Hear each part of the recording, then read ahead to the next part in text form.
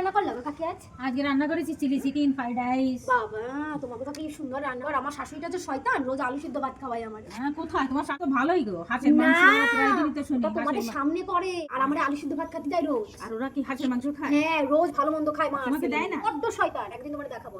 দেখাইও তো দেখি। দেখাবো, তুমি দেখলেই চমকে দেখে তো যাবে। মনে হয় একটু জল এনে দাও না বৌমা।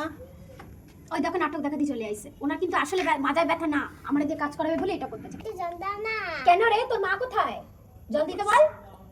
পারবো না আমি, তোর মারে মেয়েকে নিয়ে আইলে জল বল যা। এই কার সামনে কি বলছো তুমি?